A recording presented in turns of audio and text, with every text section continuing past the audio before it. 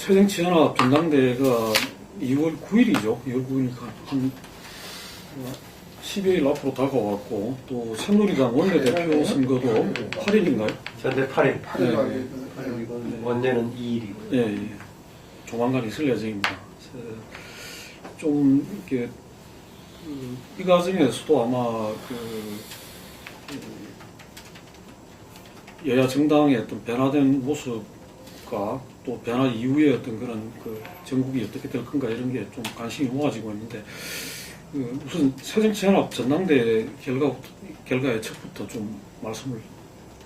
제가 볼 때 문재인 의원이 어떤 실수가 있거나 우여곡절이 있어도 무난하게 당선될 거라고 보고 있습니다. 그러면 이 중에 제일 큰 부분은 어쨌든 야권 지지자들은 현 시기에 유력한 대선 후보에 상처를 줘서는 안 된다라는 시각이 야권의 정치 일본지인 호남부터 강하다고 보기 때문에 그렇게 될 거라고 봐요. 근데 이제 문제는 뭔가 하면 전당대회를 통해서 새로운 메시지를 국민들한테 야권이 던질 수 있는, 그러니까 현재 이 전 세계적인 경제 상황, 한국의 경제 상황, 그 속에서 있는 한국 어떤 국민들의 어떤 입장, 그럼 이런 부분들을 해결해 나가기 위해서는 경제정책, 복지정책, 또 사회정책을 어떻게 수정해 나가고 있고, 여태까지 야권이 뭔 문제였기 때문에 우리는 어떻게 변해야 된다는 비전과 아젠다를 이번에 전당대회에서 문재인 의원 정도 되면 지난 몇 달 동안 당직도 안 맡았잖아요. 준비했다가 던지면서 전당대회 논의를 호남에 가서 무슨 DJ 팔고, 영남에 가서 노무현 대통령 팔고, 전 대통령 팔고 이럴 게 아니라 그런 걸로서 이 전당대회를 갖다가 이 어떤 비전의 대결로 딱 바꿔서 그런 부분이 논란이 되고 화제가 될 수 있도록 하는 역할을 저는 이미 문재인 의원이 수행했었어야 된다고 봅니다. 그것도 자기가 어차피 총선도 치러야 되고 대권도 가야 되니까 자기가 제일 급한 문제 중에 하나예요. 그러면서 야당의 지지율을 전반적으로 이반했던 야당의 지지율을 끌어오고 중도층도 끌어들이고 또 야권 분열도 막는 이런 다양한 부분들, 즉 내가 당권을 잡으려고 하는 것은 총선의 공천 때문에 그러는 것이 아니라 당을 근본적으로 이런 방향으로 이념 정책부터 모든 것을 다 고쳐나가려고 하고, 그래서 국민들의 지지를 얻으려고 한다. 이런 부분을 전혀 보여주지 못했어요. 그래서 이제 솔직히 말하면 야당의 대의원 당원, 적극적인 당원 말고는 이게 지금 진행되고 있나, 어디서 뭘 행사를 하고 있나도 보도도 잘 안 되고 알지도 못해요. 오히려 새누리당의 지금 원내대표 선거가 과연 친박이 청와대가 지원하는 것처럼 보이는 이주영 의원이 될 것인가, 그런 부분에서 서로 만약에 안 되면 어떤 일이 벌어질 것인가, 이런 어떤 부분 때문에 호기심을 끌어들이면서 더 언론을 집중시키고 있는 부분이 있단 말입니다. 이런 어떤 부분으로 봤을 때 이런 식으로 끝이 나면요, 무난하게 당선은 되겠지만은 전대 이후에 새로운 부분의 시작이 될 거다라는 부분에서 굉장히 근시안적으로 끌고 가고 있다고 저는 보고 있습니다. 오늘 당선 됩니까? 그것도 그런 거 아닌가? 문재인 의원이 대표로 선출되지 않겠는가에 대해서 하고요. 물론 이제 여론조사 공개되는 거 보니까 또 안행교도 좀 나오고 그러긴 하는 것 같아요. 박지원 의원이 더 앞서고 있다 그런 것도 나오긴 그런 것 같은데, 아무튼 전반적인 대선 문재인 의원 쪽이 아니었나 생각이 되고, 다만 또 새정치연합 내에서 또 문재인 의원에 대한 반발 심리도 또 적지는 않은 거기 때문에 이렇게 완전히 그냥 원사이드한 일방적인 결과로서 되지는 않지 않겠는가, 그렇게 이제 좀 예상을 좀 이제 해보고. 근데 워낙 관심이 없는 가운데 지금 전당대회가 치러지고 있고, 정말 아마 역대 제1야당 전당대회 중에서도 이렇게까지 관심권 밖으로 밀려난 적이 있었나 하는 생각이 들 정도로 그런 이제 상태인데, 이거는 누가 되더라도, 그러니까 당내 최대 개파 수장이라고 하는 문재인 의원이 대표가 된다 하더라도 그 어떤 약발이라고 하는 것이 제한지역일 수밖에 없다. 이런 거는 미리 좀 예고하고 있는 이제 장면이기도 이제 한 것 같아요. 문재인 의원이 만약에 대표로 선출이 된다면은 그야말로 본인으로서는 차기 이제 대선 주자로서 자리를 유지할 수 있을지를 판가름하는 그러나마 이제 고비가 이제 될 거고, 만약 대표직 수행하면서 제대로 못한다고 했을 때는 차기 주자로서의 어떤 위상 자체가 흔들릴 수 있는 그런 어떤 승부수가 이제 되는 거고요. 그리고 이제 야당 차원에서는 결국 그동안 이제 뭐 유명무실했던 그 야당의 어떤 존재감 이거를 과연 이제 변화시키고 그리고 이제 국민의 지지를 회복할 수 있을 것인가인데 저는 이 국민의 이 두 가지가 참 쉽지 않은 문제라고 좀 생각이 돼요.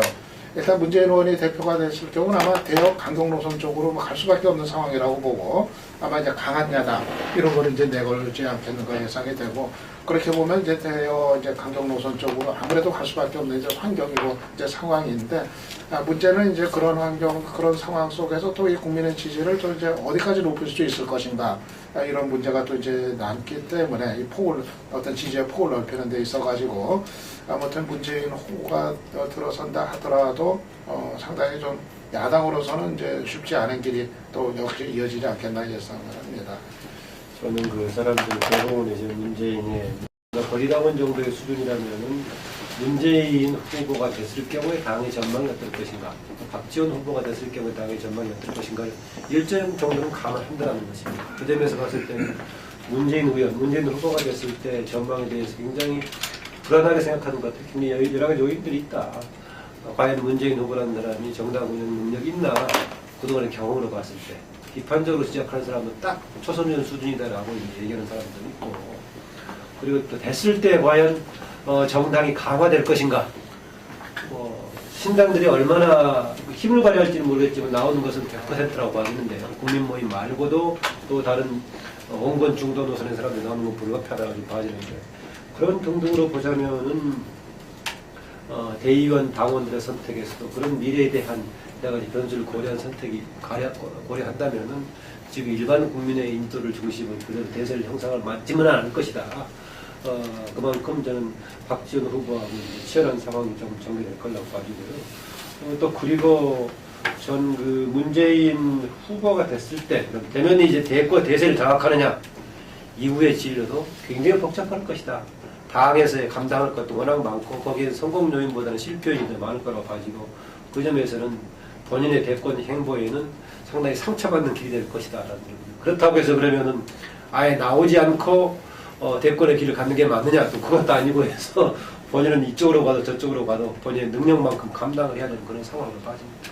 이번 그 28 전당대회가 국민의 관심이 끌었을 때는 오히려 지금 전당대회 과정이 아니고 그 전에 30인이 세 분에 대해서 불출마 이렇게 요구를 한 그 연대 서명을 해서 발표해서 그때 상당히 국민의 관심이 이렇게 그 높았던 것 같아요. 과연 그 이 30명이라는 국회의원들이 이 저당의 어떤 이 대선 당대표 출마할 후보들한테 불출마해야 된다라고 했던 이런 부분들이 이 뭔가 이걸 갖다가 어떻게 받을 것인가 상당히 좀 관심이 있었던 것 같아요. 이게 근데 그런 부분에서 이 한편의 장면이 기억나는 게 뭐냐면 지난 대선에서 이 문재인 후보가 뭐 어제도 MBC 그 100분 토론에 후보 간 토론에 나와가지고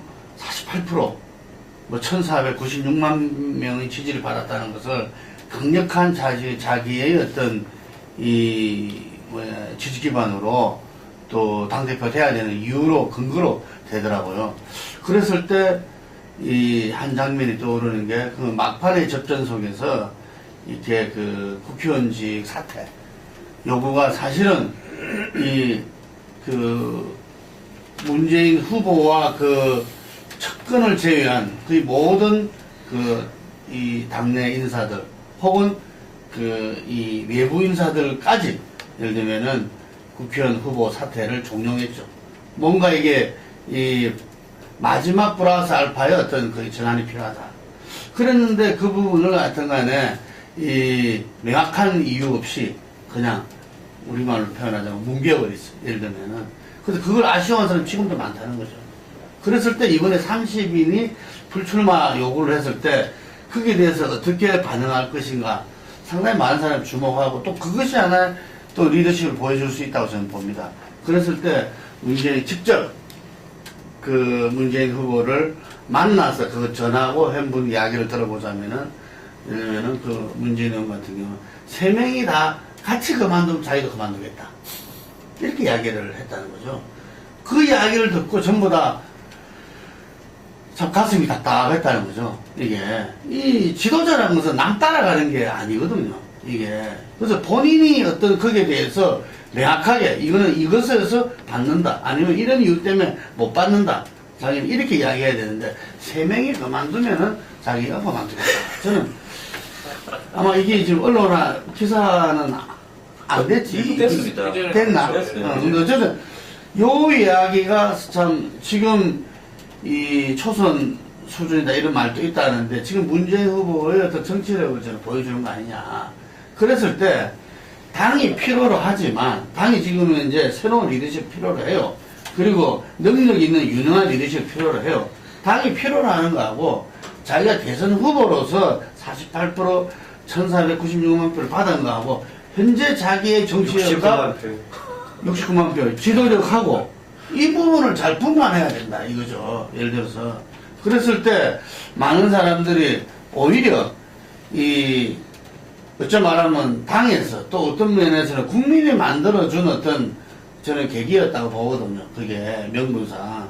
그랬을 때 이 오랫동안 이렇게 이걸 이 정치를 해온 예를 들면은 뭐 9단은 아니더라도 7단 8단들은 이 문재인 후보는 어쨌든 못다한 어떤 뜻을 이루기 위해서는 저는 대선 직후에도 그 사람 자기가 내려놓겠다 했지만 그거는 대선 지금 후보로서 내려놓겠지 다음은 무조건 출마한다. 저는 그렇게 봤어요. 이게 그건 뭐 뻔한 이야기니까. 아니, 부산 출마 안 하겠다고 걱정되니까 본인이. 아니. 그건 농담이시고. 그래서 저는 지금 봤을 때 결론은 또 벗긴 겁니다.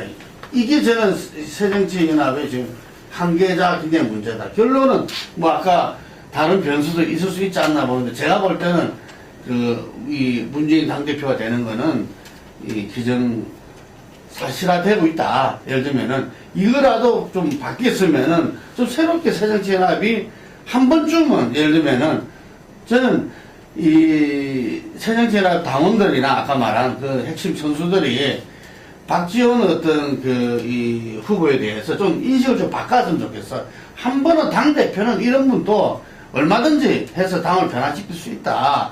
이게 지금 현재는 어쨌든 간에 야당이 왜 지지가 안 오르냐고 여론조사를 보면 가장 큰 게 여당에 대한 견제 역할을 못하고 있다.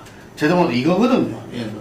이게서 끈 잡는 게 매라고 지금 이 부분은 박지원 후보다라는 부분을 선수들이 인정하고 가야 되는데 그걸 다 인정하는 분위기는 있다고 봅니다.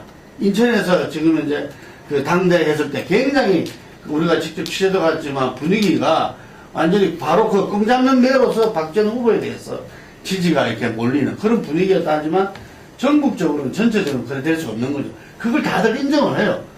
심지어 문재인 후보도 인정하고 있다는 거지. 끈 잡는 매로서 출중하다. 예를 들면 인정을 하고 있다.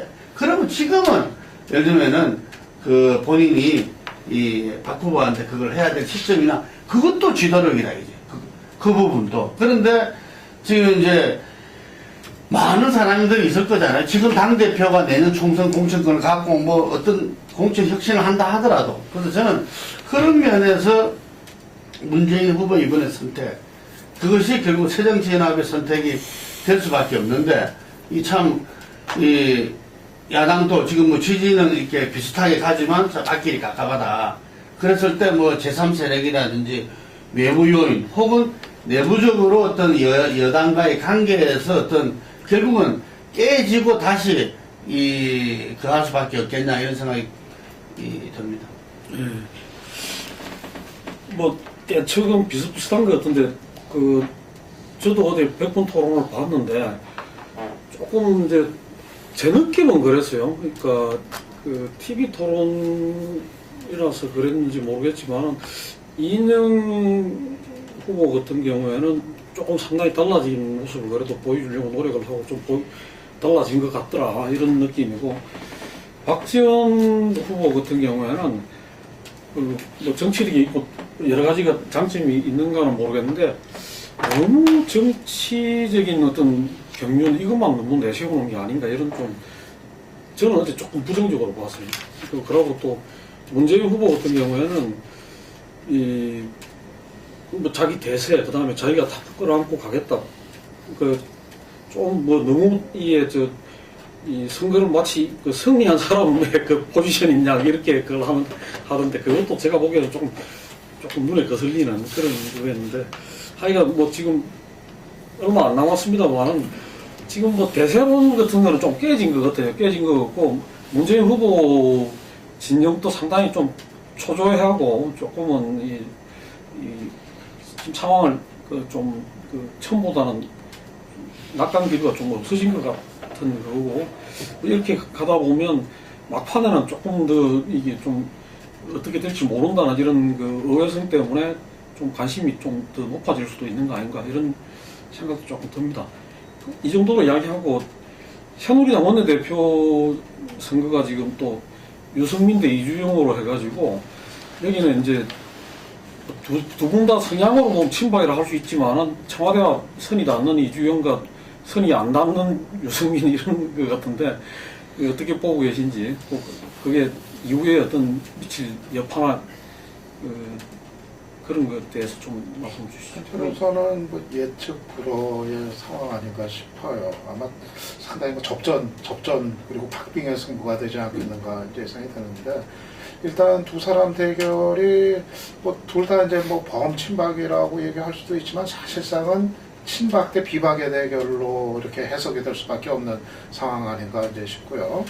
근데 이제 원래는 사실은 뭐 아직 뭐 집권이 이제 뭐 절반 반환점을 지나지 않은 지점이기 때문에 그래도 지금 새누리당이 뭐 파란을 일으키고 막 이것 때문에 만약에 이제 유승민 의원이 원내대표에 선출이 되면은 그러면 진짜 이제 박 대통령 레임덕으로 이제 해석이 될 가능성이 농후하거든요. 그런 거 감안하면은 당 차원에서는 그런 여러 가지 또 정치적 부담을 의식 안 할 수가 없기 때문에 사실은 정상적인 상황이었다면은 그래도 누구야 그 이주영 그 의원이 좀 유리하다 이렇게 뭐 볼 수가 있었을 텐데 워낙 지금 근래 들어서 박 대통령 지지율이 이제 추락을 이제 해버린 상황이기 때문에 저는 그게 좀 변수로 작용하지 않겠는가 그렇게 봐요. 그러니까 대통령이 추락이 지금 뭐 이게 뭐 심각한 상황이다 이대로 그냥 보고만 있을 수 없는 거 아니냐. 이제는 당이 여당이 제 역할을 좀 하고 목소리를 내야 되는 거 아니냐. 결국 이런 정서가 오히려 더 이제 확산이 되게 돼 있는 거고 그 표가 결국은 이제 소신파라고 할 수 있는 소신형의 유승민 의원한테 그 표가 이제 더 갈 수 있는 가능성이 커진 거고 그렇게 보면은 저는 상당히 접전 속에서 저는 유승민 의원이 원내대표가 선출이 될 최근 분위기 봤을 때는 이 그 대통령 지지율 하락이라는 그 가능성이 조금은 더 커질 수 크게 좀 봐도 되는 거 아닌가 정도로 변화가 좀 기류를 좀 읽어야 된다 생각을 좀 하는데 근데 만약에 진짜로 유승민 의원이 원내대표가 된다 했을 때는 아마 청와대한테는 상당한 좀 타격으로 일단 그 결과 해석에 있어서 그렇게 지금 되지 않겠는가 그렇게 예상을 합니다. 네, 조금 이따 전화 예.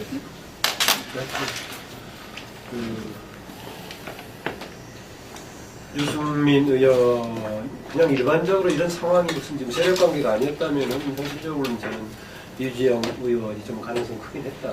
오히려 신망이 좋은 편에다가 그동안에 다져놓은 것도 있고요. 정책적인 역량은 경제를 중심으로 한 유승민 의원이 있긴 하죠.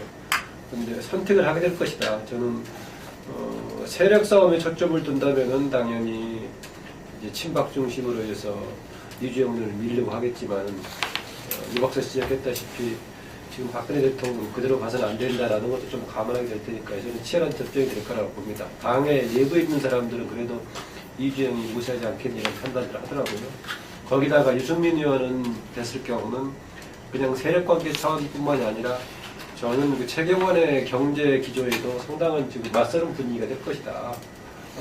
최경환이 박근혜 주변에서 경제 정책을 조언하기 이전에는 사실상 유승민이 여의도 연구소 장을 물었고 또 계속해서 경제 부분에 대한 박근혜 대통령 행보를 같이 해왔다가 이렇게 멀어진 관계가 됐는데 그래서 그런 좀 최경환 중심으로 한 경제 내선에서 굉장히 충돌할 여지가 있어서 그런 것도 아마 최경환 중심으로 고려할 것인데 좀 치열한 접전이 될 거다 생각이 되고 이후에 지금 중부권에서 예상하고 있는 홍문정 의원 등을 중심으로 한 쪽이 단독으로 출마할 것인가 아니면은 두 사람 관계 속에서 합종 연행하는 쪽으로 가서 개파 싸움에 힘이 쏠리는 쪽으로 갈 것인가 이것도 변수가 될 거라고 봐요.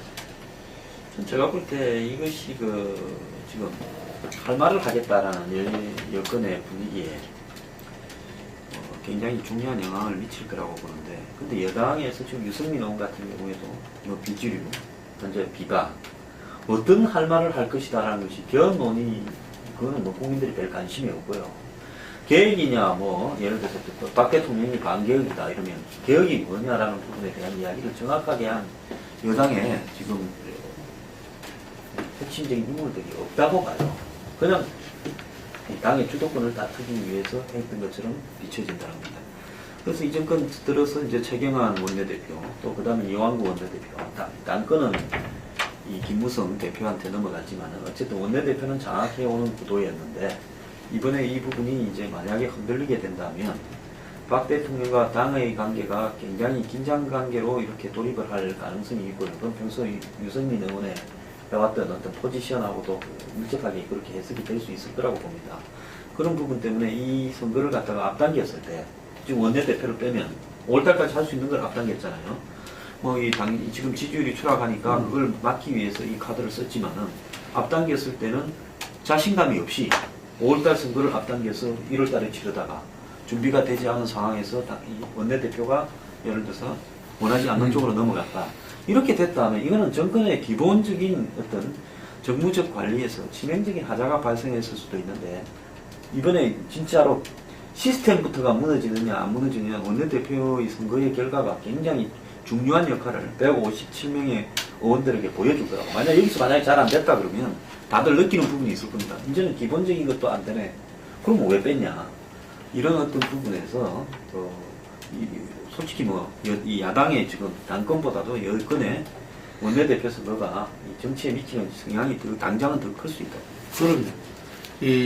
지금 박근혜 정부가 들어서고 나서 원내대표 선거에서 한 번도 압도적으로 친박이 그걸 한 적이 없어요.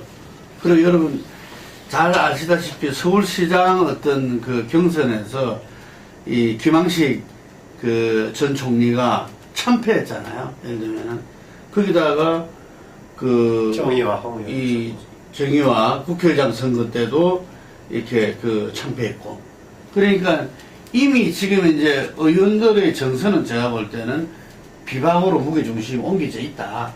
그래서 이번에 금방 말한 대로 이미 이 유승민 의원은 그전부터 지금 닦아오고 있었고, 그래서 처음에 이렇게 빠른 어떤 이 인사개편 이런 걸 하려다가 원내대표를 5월달로 이렇게 했던 것도, 이거 해보니까 답이 잘 안 나와서 그랬는데, 이번에 총리 했던 게 지지율이 30% 가니까 이게 어쩔 수 없이 그냥 했던 거거든요.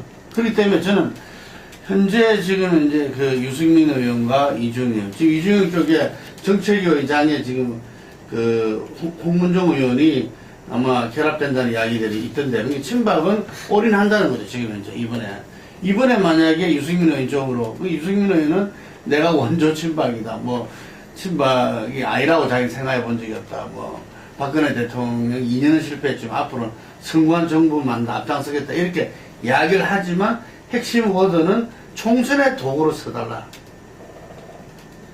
이번 원내대표가 예를 들면은 다음 총선을 이길 수 있는 사람을 위해서 원내대표가 누가 돼야 되는지를 생각하라고 의원들한테 제일 중요한 건 총선이죠. 근데 그 메시지가 가장 핵심 메시지라고 봅니다. 그렇기 때문에 제가 볼 때는 바로 직전 원내대표 이완구 같은 경우도 현재 후보로 놓은 이주영 의원을 갖다가 억지로 해수부 장관으로 빼고 할 정도로 어떤 단임 후보로 만들어서 했던 거죠. 왜냐하면 그때도 선거를 치렀을 때 답이 잘 없었으니까. 그때만 하더라도 이주영 의원이 비박 후보였어요. 비박 후보. 예를 들면.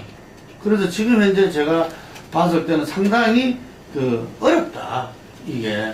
그랬을 때 아마 지금 현재 이전처럼 이렇게 뭔가 개파가 이렇게 이 중간 보수를 통해서 착 돼 있는 것도 아니고, 그래서 지금 여러 차례 연말 연시에 친박들이 결집도 하고, 이 세간에 그걸 갖다가 무릅쓰고 친박만 이 박근혜 대통령이 불러가지고 이렇게 그 만찬도 하고 뭐 하여튼 그런 식으로 해서 지금 별집과 그걸 갖다가 극대화시키고 있지만 그렇다 하더라도 상당히 그 의원들은 어쨌든 간에 지금 내년은 집권 4년 차인데 집권 4년 차 맞이할 자신들의 정치적 생명은 총선에서 가름되기 때문에 저는 총선의 도구로 써달라고 이렇게 이 방점을 찍는 유승민 대표가 될 가능성이 크다고 보고 그랬을 때 이제 당선 관계는 기존에 이제 김무성 대표도 드디어 이렇게 자기 날개를 달고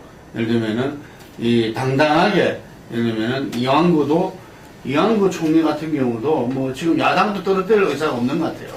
그렇기 때문에 이왕구 이 총리와 김무성 대표가 이 상두 체제를 갖추면서 그게 원내대표가 기존의 어떤 당선 관계하고는 이 전혀 다른 어떤 이 집권 3년 차를 갖다가 가게 될 거다. 이게 한편으로는 그 정부 여당에서는 기회일 수도 있다. 그 봅니다.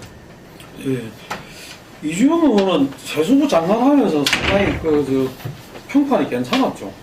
또 유승민 의원 같은 경우에는 전번에 이 청와대 행정관인가요? 그 친구가 좀 언라들이 음해서 그걸 하는 바람에 피해자 인상이 좀 있어가지고 두 사람 다가 그렇게 이게 지금 뭐 의원들 사이에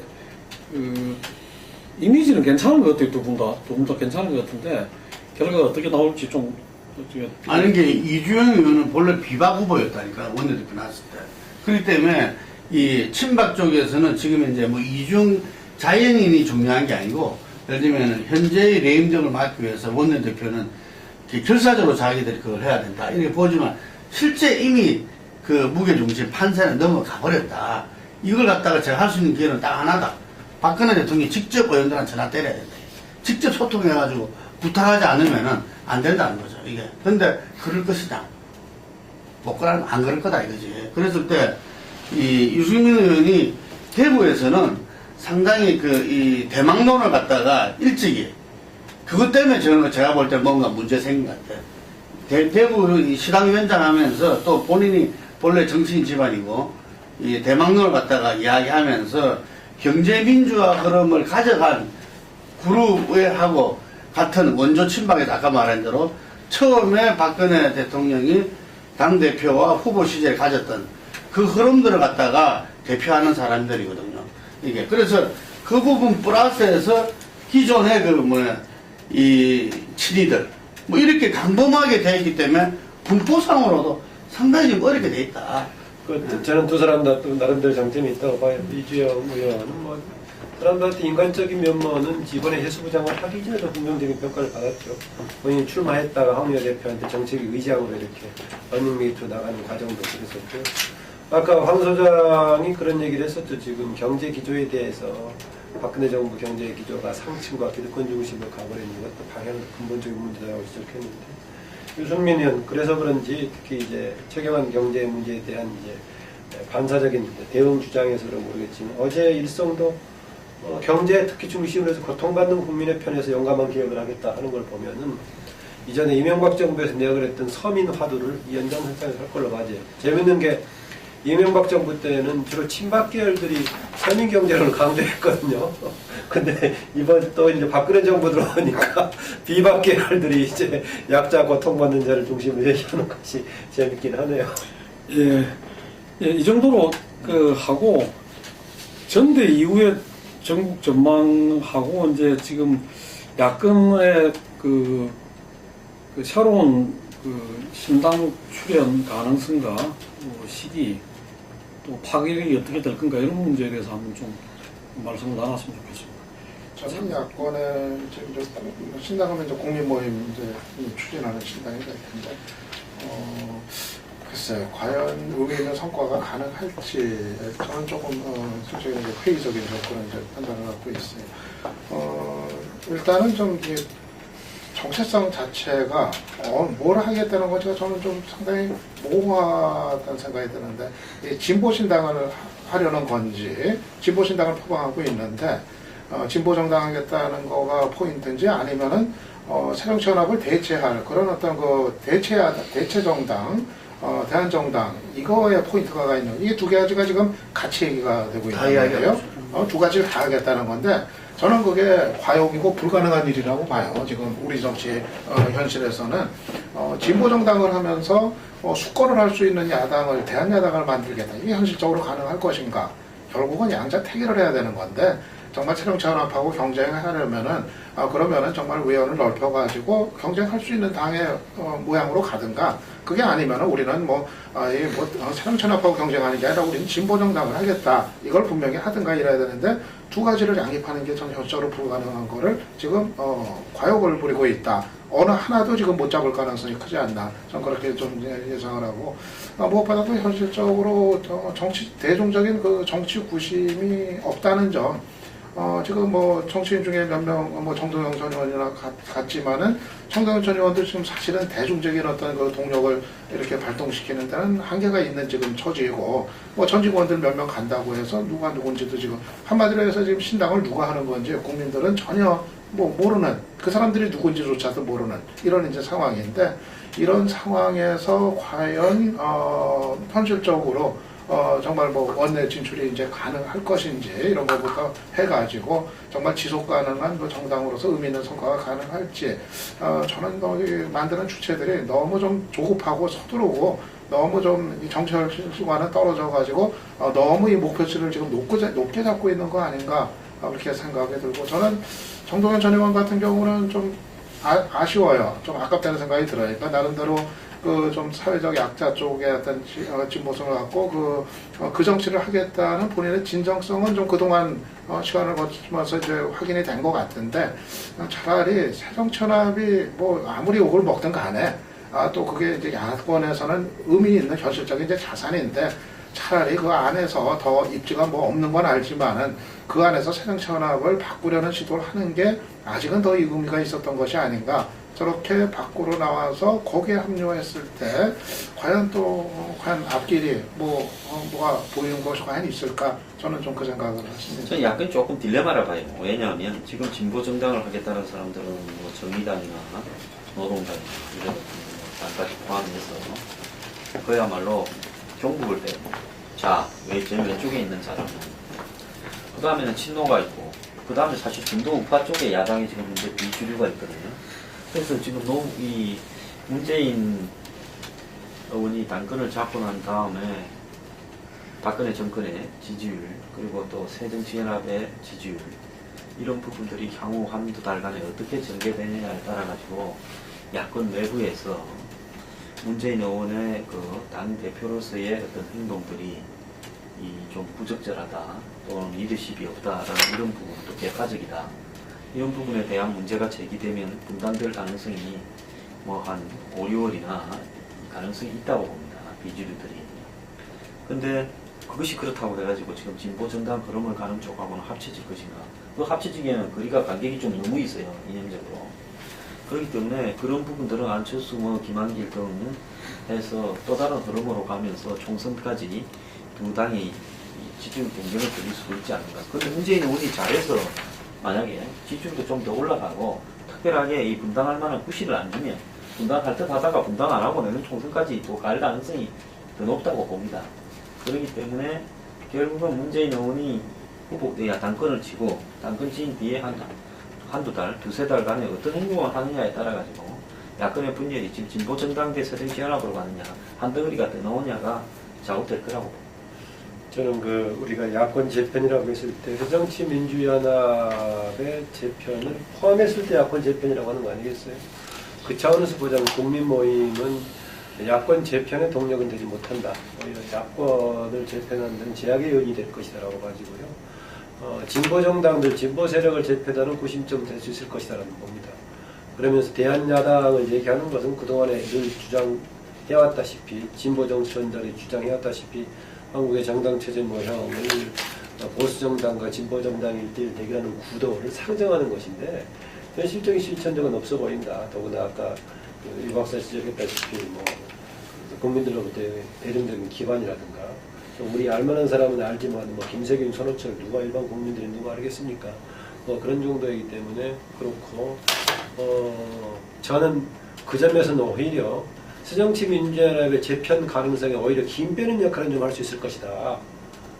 이쪽에 새정치민주연합에서 재편하려는 쪽은 사실상 원건 중도 노선 쪽이 좀 많은데 어쨌든 간에 진보 쪽에서 힘을 더 빼버리면 좀 약하다는 느낌이 줘가지고 오히려 그 새정치민주연합을 재편하는 동력보다는 힘 빼는 역할을 할 거라고 봐지고요. 진보 세력의 구심점 중국이 될 수 있을 것이다. 왜냐하면 기존에 지금 정의당도 과거와 같은 야권 연대가 아닌 한 지금 총선 전략 자체가 없는 것이기 때문에 어떤 형태로든가 새로운 구심점을 만들어 설 거고, 밖에 작은 무슨 뭐 사회민주주의 포럼이 이런 조직들도 외형상은 얘기 안 하고 있지만 사실 국민 모임의 출범을 기치로 해가지고 하늘은 모이려는 쪽이어서 그쪽은 진보 정당의 통합 얘기하면 지난번 통합진보당의 이미지가 그래서 이상합니다. 하여튼 뭐 진보 세력의 통합정당으로 좀 태동할 가능성은 충분히 구체화되고 있다고 봐집니다. 다만 이제 새정치민주연합을 재편하는 정도에 얼마나 될 것인가, 전 이것도 가능성이 없는 쪽은 아니라고 봐집니다. 문재인 대표 체제로 갔을 때. 그런데 그게 이제 비중으로 봤을 때 얼마나 힘을 얻을 것인가 라고 보자면 이제 좀 어렵긴 한데, 저는 당의 전대 결과에 따라서 그쪽도 또 가능성이 있어서 20년 전에 1995년에 우리나라 그 정당 체제가 요동쳤던 그 시기와 비슷한 상황이다. 자민련 쪼개지면서 나와서 여당에서는 등장했었고, 그 다음에 김대중을 중심으로 새정치민주연합이 등장하면서 여러 사람이 등장했던 20년 전의 상황이 딱 재현되고 있다. 96년 총선을 앞두고 95년 일어났고, 그다음 97년 대선이 있었는데 마찬가지로 이번에 2016년 총선 앞두고 올해 요동치는 것 같하고, 또 17년에 대선 앞두고 있는 시점이어서 20년 전이 가끔 그때 자리를 좀 보게 됩니다. 저는 어쨌든 의미 있는 몸짓은 될 것이라고 봅니다. 여론조사에서 보면은 15 내지 17% 정도가 제3신당, 지금의 국민모임이 어떤 정당화되는 부분에 필요하다고 이야기하고 있어요. 물론 실제로 가면 뭐 다를 거다 이런 예측도 많지만, 현재 그 야당이 이 흡수하지 못하고 있는, 예를 들면 비정규직 문제라든지 뭐 이런 부분에 또 발빠르게 또 전공련 전 고문은 장거리 당이다 이렇게 이제 이야기를 하고, 뭐 이번에도 보면 김석인 교수가 부산에 가서 지금 전국을 돌면서 설명을 하고 있는데, 이 조세혁명당을 만들겠다. 예를 들면 세금 문제에서도 지금 새정치 쪽에서 당당하게 정세를 이야기를 못 하잖아요. 세금 이야기하는 정치 세력치고 선거에서 뭐 이렇게 패탈한 정당이 없다라는 것을 다들 이야기하면서 본질적인 근본적으로 지금 정세 문제를 이야기 안 하고 있는데, 그 문제를 제기하면서 어쨌든 조세혁명당이 되겠다 이렇게 이야기했거든요.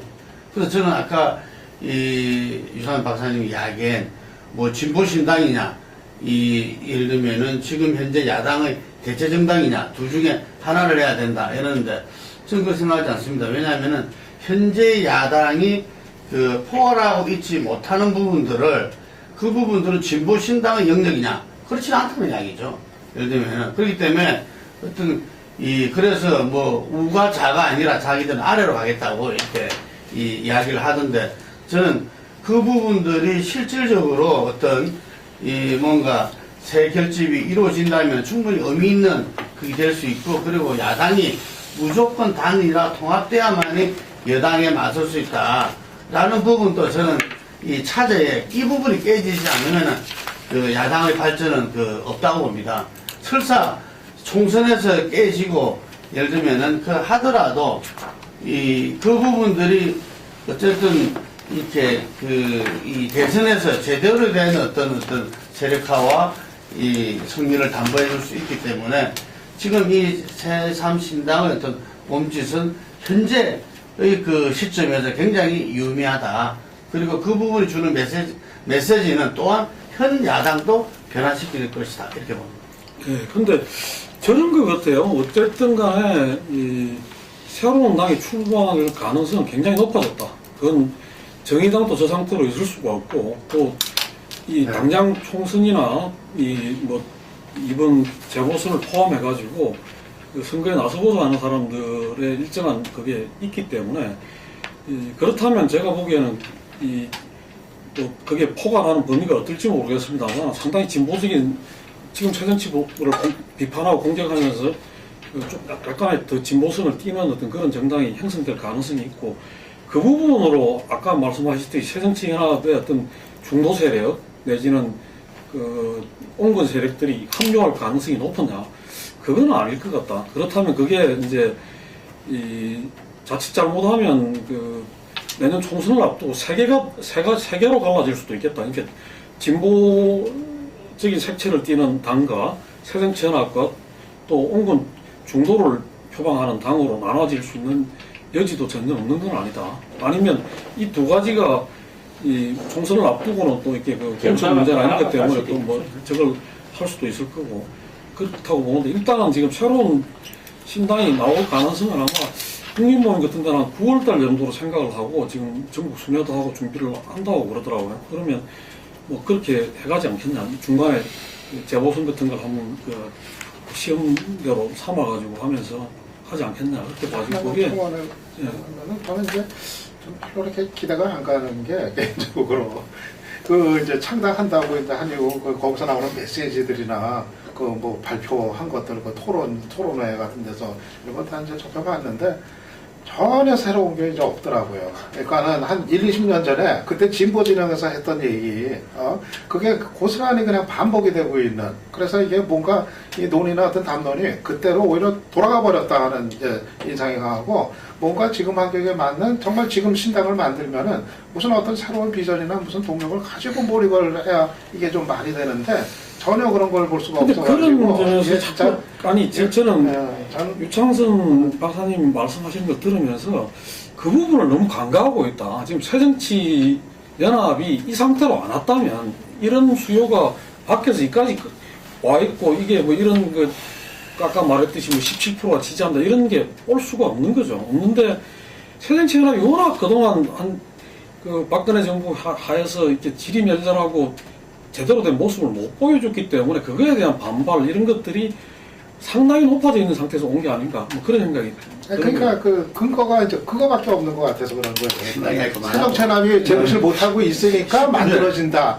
이거 가지고 어떻게 이제 저 12시로 나야 됩니다. 그러니까 마무리 발언합시다. 예, 그 전체적으로 봐가지고. 이제 아까 말씀 나눴듯이 이제 2월달에 전당대회가 있고 또 새누리당 원내대표 선거가 있습니다. 그러면서 일단은 또 이 전국이 한 고비를 넘어갈 것 같은데 그러면서 지금 예측되는 게 이제 그 이후에는 이 잠복되어 있는 계엄 문제 또 선거구 획정 문제 이런 문제들이 좀 본격적으로 논의가 다시 되고 개헌 특위 문제도 다시 재구상하지 않겠나 이런 생각이 듭니다. 그리고 또 한 가지 이제 우리가 그 생각을 해야 될 게 아까 유 박사님 잠깐 언급하셨습니다만은 남북 관계에서 뭔가 좀 변화의 여지가 있을 수 있는데 2월 말이면 또 이제 한미 합동 군사 훈련이 예정이 돼 있고 또 이제 미국이 상당히 지금 강경한 입장을 견지하고 있기 때문에 이런 것들이 향후 전국에 어떻게 미칠지 우선은 계엄 문제하고 좀 그 남북 문제는 좀 갈라서 좀 이야기를 했으면 좋겠습니다. 지금 한 10분 남았는데 마무리 발언 개명을 좀 말씀 주시죠. 계엄 문제 같은 경우에는 박근혜 대통령 지지율이 조금 더 빠지게 되면 아마 여권 내부에서 개헌 특위를 이제 국회 제출돼 있는 걸 본격적으로 구성하자고 하면서 압박을 공개적으로 좀 더 대담하게 할 거라고 봅니다. 이런 부분을 둘러싸고 박 대통령은 그걸 또 저지하기 위해서 여러 가지 정치적인 어떤 대응을 할 거라고 그 대응은 뭐 여러 가지가 있겠죠. 사정이 될 수도 있을 거고요. 그런 어떤 부분을 둘러싸고 상당히 이 여권 내부의 이 충돌이 향후에 보선까지의 어떤 흐름을 끌고 갈 것 같아요. 안 그러면 보선까지 여권 내부가 잠잠하느냐. 근데 저는 여태까지 하는 거 보면 잠잠하지 않을 거라고 봅니다. 그리고 이제 이런 부분이 개혁 문제와 맞물려서 이 선거구를 갖다가 중대 선거구제로 하자라는 미끼형 그 패키지가 나올 거라고 보고요. 이런 문제에 대해서 의원들 다수가 호응하더라도 정권은 아마 이 박근혜 정권의 선거구로 보면 강경 대응을 할 거라고 보이고요. 그 여기에 충돌이 경량 어떤 방향으로 작용을 할지 예측 불허다는 겁니다. 남북 관계 문제는 봤을 때 결국은 한미 합동 군사훈련 이런 부분은 관철이 될 거고 지금 뭐 여러 가지로 비선을 통해서도 이야기가 될 수 있는데요. 근데 조만간에 이 문제가 어떤 극적인 타결을 맞는 쪽으로 진행되기는 거의 좀 어렵다. 그렇게 봤을 때 올 하반기까지 아마 이 문제가 될 듯 하면서 안 가는 양상으로 가면서 또 서로 간의 긴장 관계도 조성이 됐다 하면서 조금씩은 근본적으로 이 서로 간에 적응하는 과정을 거치지 않겠냐 이렇게 봅니다. 김영남 법은요 국민의 실망을 안겨주는 쪽으로 지금 뼈대가 많이 완화될 거라고 보고 있습니다. 대상이 줄어든다 이제. 그렇죠. 지금 민간 100% 그런데 이해 충돌 문제라든지 뭐 기자 뭐 다 빼고요. 근데 하여간에 이 개헌 문제가 제일 강한 것 같아요. 이게 원내대표가 바뀐다면은, 예를 들면 이주영 의원이 된다면 모르겠지만, 유승민 의원으로 이렇게 원내대표가 정의된다면은 상당히 개헌 문제가, 물론 초기에는 유승민 의원도 바로 그걸 하지는 않겠고, 하지만 이 문제는 야당의 힘을 빌어가지고, 야당에서는 계속 개헌 지금 이제 특위에 대해서 원내대표회담이든 2+2 회담이든 계속 이야기하고 있고, 또 야당 쪽 이야기를 들어보면은 이완구 지금 총리 후보자도 원내대표 시절에 2+2 회담 때 개헌 특위 자체를 안 된다 라고는 안 했다는 겁니다. 예를 들면 어쨌든 출구는 열어놨다 이런 이야기인데, 그래서 제가 볼 때는 이게 4월 재보궐선거를 갖다가 이렇게 이 4월이 이제 임시국회잖아요. 예, 그래서 2월 국회 때는 별 그게 안 될 거지만 그 이후에 어떤 폭풍이 해결될 건데, 실제로 이 개헌이 이루어질 수 있는 거는 별개다 봅니다. 이거는 내에서 권력 구조에 대해서 서로 입장이 다르고 이러기 때문에 이 부분들이 쉽게 그 부분들이 합의는 이루어지지 않을 것이다. 지금 말하는 분권형과 대통령 중임제 이 부분들 합의가 쉽지 않을 거라고 봅니다. 이게 그래서 개헌 자체가 이루어질 거냐면 별개로 어쨌든 개헌 특위의 가동 자체가 상당히 이 정치판 전체를 갖다가 휩쓸어 갈 수 있기 때문에 이 부분과 민생을 추구하는 어떤 청와대 이 부분에서도 좀 이렇게 대립적인 이미지가 성립도 가능하다. 그래서 정치권에서는 내년 총선을 앞두고 개헌 특위의 어떤 속도라든지 여러 가지 부분들을 조절할 수 없을 것이다. 안 할 수 없을 것이다. 그죠? 자기들이 민생을 그냥 동일시하고, 어쩌 말하면은 여의도 정치인들이 자기 권력을 장악하기 위한 개헌으로 낙인 찍히는 순간에 지금 많은 국민들이 그렇게 보는 경향이 많거든요. 그럴 경우에 개헌은 그냥 날아가는 거기 때문에 그 부분들을 주의하면서 갈 수밖에 없기 때문에 하여간에 개헌 문제는 여의도의 어떤 고도의 정치력, 이 한번 좀 주목되는 부분이다 봅니다.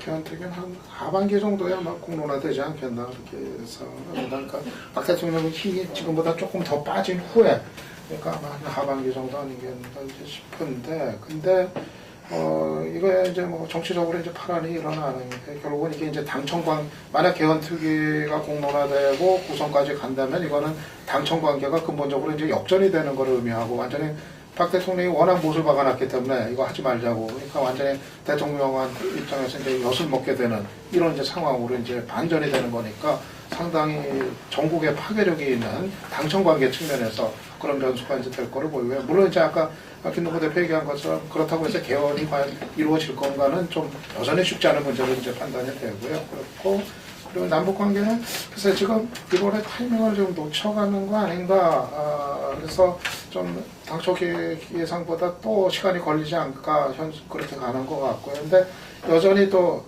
북도 그렇고 우리 쪽도 그렇고 여기도 그렇고 남북 관계 이 개선이 필요하다는 데는 또 이거는 그 판단은 유효할 거기 때문에 아마 좀 지연이 되면서 좀 시간이 걸리는 식으로 다시 또 모색이 있지 않을까 그렇게 봅니다.